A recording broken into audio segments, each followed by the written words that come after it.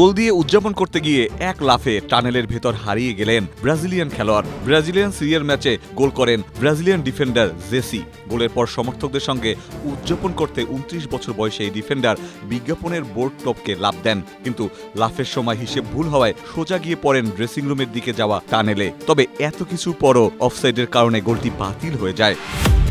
লঙ্কা premier লিগের final শেষ করে দেশে ফিরেছেন তাওহিদ হৃদয়। আর বিমানবন্দরে ফিরে আবারও নজর কাড়লেন নিজের সাদামাটা চলনে। নিজের লাগেজ নিজেই বহন করে গাড়িতে তুলেছেন বাংলাদেশের এই নির্ভরযোগ্য ব্যাটার। তারকা খ্যাতের আড়ালে এমন সাধারণ আচরণে হৃদয়কে করে তুলেছে আরও প্রশংসিত।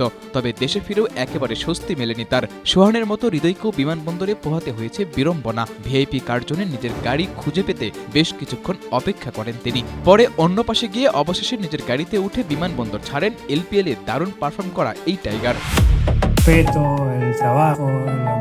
আমি খুব ভালো একটা ম্যাচ খেলার পরও বাবা আমাকে বলতেন, তুই তো একটা সুযোগ মিস করেছিস। এটা বলেই বাবা আমাকে আবারও খেপিয়ে তুলতেন। এতে আমার ভালোই লাগতো। নিজের ভুল শুধরে আরো ভালো করার তাগিদ পেতাম। আর্জেন্টিনার সংবাদ মাধ্যম ওলেতে বাবা হোর্হে মেসিকে নিয়ে ঠিক এভাবেই স্মৃতিচারণ করেছিলেন লিও। আজ মেসির সেই খেপিয়ে তোলা বাবাই চলে গেছেন না ফেরার দেশে।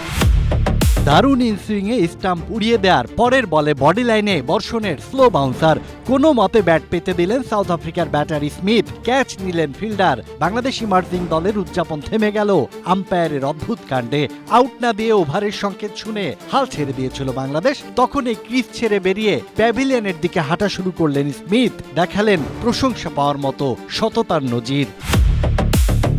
এক ক্লিকে খেলার বিশ্ব।